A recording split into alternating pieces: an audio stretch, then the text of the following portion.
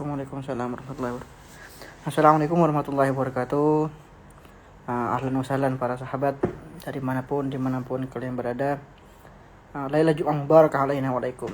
Semoga dijadikan malam Jumat ini malam Jumat barakah bagi kalian, baik yang sudah menikah ataupun yang masih jomblo. Yang sudah menikah, mudah-mudahan keluarganya jadikan keluarga yang sakinah, mawaddah, warahmah. Yang masih jomblo, masih bujang, semoga segera ditemukan jodohnya oleh Allah Subhanahu wa taala. Oke, pada kesempatan kali ini kita akan bahas ya, tadi yang sudah saya post di story tentang rambut rontok wanita haid yang selama ini sering dipermasalahkan, sering ditanyakan berkali-kali, bahkan ya setiap Q&A pasti ada pertanyaan itu.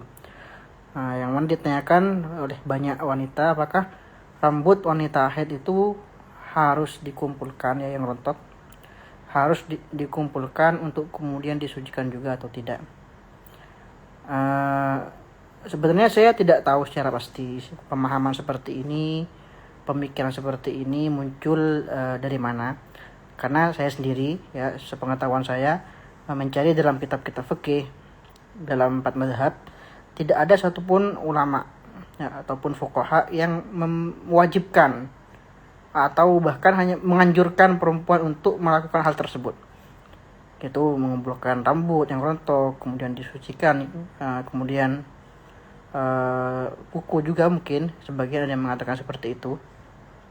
Tapi saya bisa menebak ya, bisa memprediksi bahwa pemahaman yang keliru seperti ini muncul akibat kesalahpahaman dalam memahami dalil dalam sebuah kitab. Oke, akan kita bahas. Memang hal ini ya, masalah rambut rontok ini disinggung oleh beberapa ulama dalam karya-karya mereka, di Bajuri juga ada. Tapi yang akan saya bahas di sini di Fathul Mu'in ya.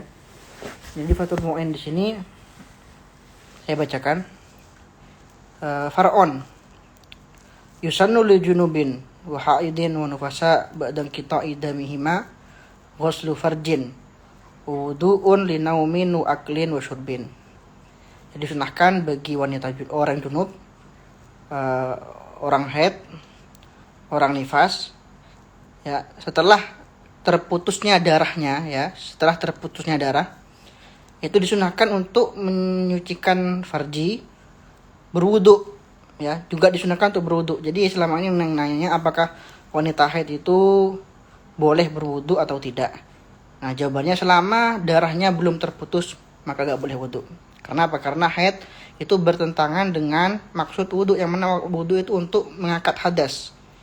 Ya, jadi jika memang darahnya sudah terputus, maka wanita haid atau wanita nifas sunnah berwudu untuk apa?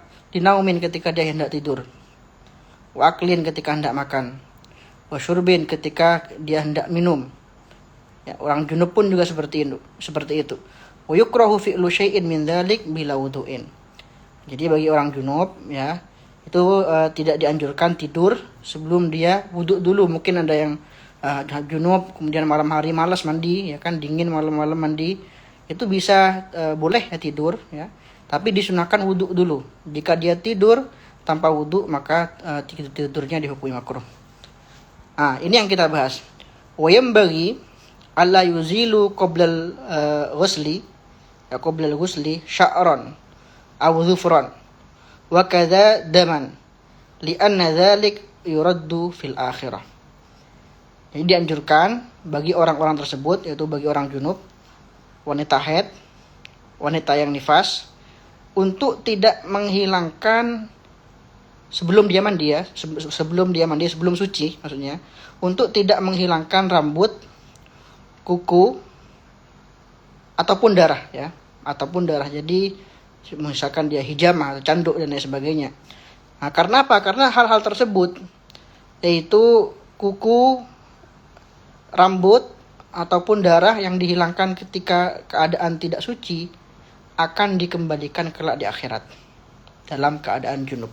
Ya nadzalik yuraddu fil akhirah junuban, karena hal-hal tersebut, kuku, rambut, darah yang dihilangkan di waktu tidak suci, waktu junub, waktu haid atau waktu nifas, akan dikembalikan kelak ya pada hari kebangkitan dalam keadaan junub. Nah ini yang mendasari banyak orang ini salah paham.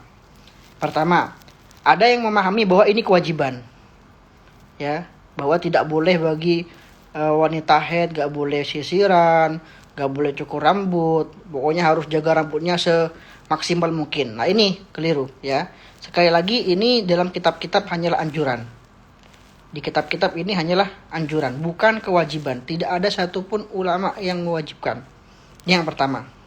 Nah yang kedua, di sini anjuran untuk tidak menghilangkan rambut, kuku, ya, dalam keadaan haid atau junub, bukan anjuran, ya, atau perintah untuk mengumpulkan rambut kemudian ikut dibasuh juga atau ikut disucikan juga. Tidak ada sama sekali, atau tidak ada satupun ulama yang memerintahkan hal itu, ya. Karena memang rambut jika sudah rontok, ya, sudah dicukur, kuku pun ketika sudah dipotong itu gak kena hukum sama sekali. Sunnahnya bukan dibasuh, ya, tapi sunnahnya yang ini termasuk minas sunnah al-mahjurah, sunnah Rasulullah yang banyak tidak dikerjakan sekarang. Mereka tidak tahu jika rambut yang dicukur, rambut siapapun, rambut orang haid atau orang yang gak haid, rambut lelaki, rambut wanita, jika dicukur sunnahnya itu dikubur, ya, sunnahnya itu dikubur. Sebagian ulama saya tahu di Tarim dulu ada sebagian yang menganjurkan dikubur di tempatnya orang-orang soleh, ya. Kalau saya dulu pernah cukur rambut saya kubur di Zamban waktu itu, ya. Tafaulan mungkin kelak dibangkitkan bersama mereka kelak di hari kiamat. Amin Allahumma amin. Oke, ya. Jadi kita baca syarahnya, ya, ini di Fathul Mu'innya. Nah di syarahnya di Al-Talibin itu dijelaskan, ya, bahwa li'anna dzalik ayil madhkur min asy-sya'r aw adh-dhufar aw ad-dam al-muzal halal janabah aw al-haid aw an-nifas yuraddu fil akhirah junuban. Karena ketika dihilangkan dalam keadaan tidak suci, kelak juga di hari kiamat dibangkitkan dalam keadaan tidak suci dan akan mencela, ya, pemiliknya. Kenapa aku dulu, ya, rambutnya bisa bicara, kukunya bisa bicara, kenapa aku dulu dibangkitkan dipotong dalam keadaan tidak suci? Nah, rambut dan kuku tersebut akan menuntut kelak di hari kiamat. Nah, ini menurut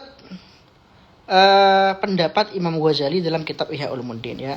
Pendapat Imam Ghazali dalam kitab Ihya Ulumuddin dikatakan di sini dalam Ihya, qala fil Ihya la yanbaghi ay yaklama aw yahliqa aw yastahidda aw yukhrija daman aw yubina min nafsihi juz'an wa huwa junub id yuraddu ilayhi sa'ir ajza'i fil akhirah fa ya'udu junuban wa yuqal inna kulla sya'rah tutalibu bi janabatiha.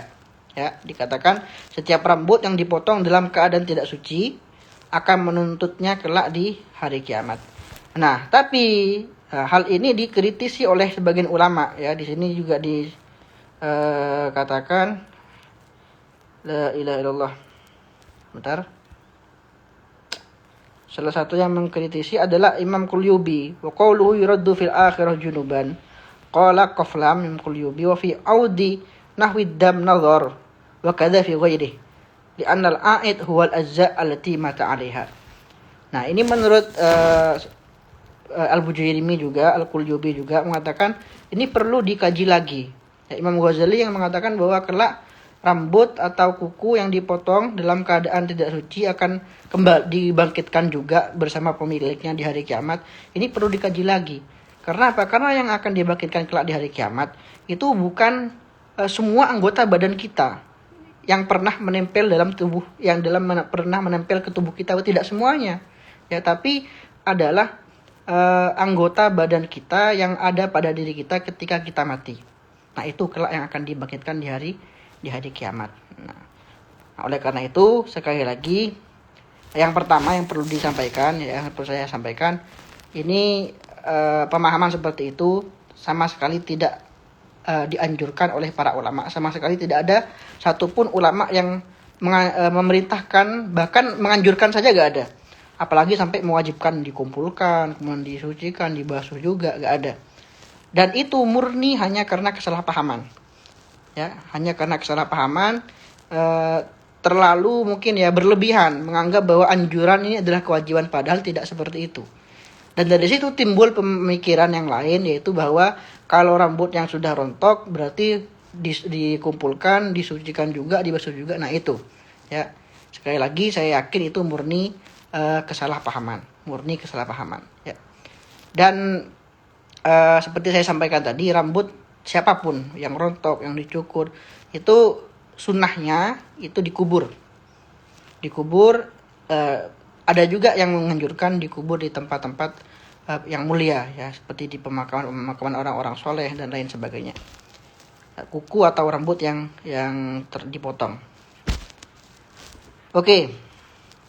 Jadi jelas ya bahwa kesimpulan yang bisa saya tangkap, yang bisa saya pahami bahwa pemahaman seperti itu, pemahaman para wanita sekarang ya, yang mungkin mereka orang awam, nggak pernah ngaji, memahami kalau rambut rontok atau rambut nggak boleh dicukur, kalau ada yang rontok harus dikumpulkan, dibasuh juga, disucikan juga, itu murni akibat kesalahpahaman dalam memahami ibarat kitab ya, dalam memahami hadis atau asar yang disebutkan oleh Imam Ghazali seperti itu. Meskipun sengaja ya, meskipun rambutnya dipotong secara sengaja, gak apa-apa ya. Dikatakan makruh pun gak bisa, apalagi sampai dikatakan haram. Memotong rambut orang haid, wanita haid memotong rambutnya dikatakan makruh saja gak bisa, apalagi dikatakan haram. Oke, khilaful aula mungkin ya menurut Imam Ghazali, karena sekali lagi sama sekali tidak ada larangan bagi wanita haid untuk memotong rambutnya, untuk memotong kukunya, apalagi hanya untuk pakai sisir ya. Nggak ada larangan sama sekali seperti itu.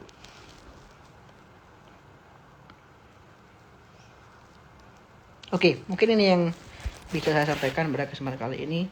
Insya Allah kita akan bahas permasalahan yang lain pada kesempatan selanjutnya.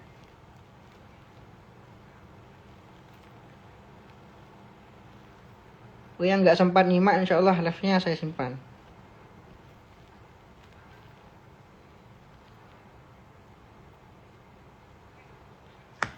Assalamualaikum warahmatullahi wabarakatuh.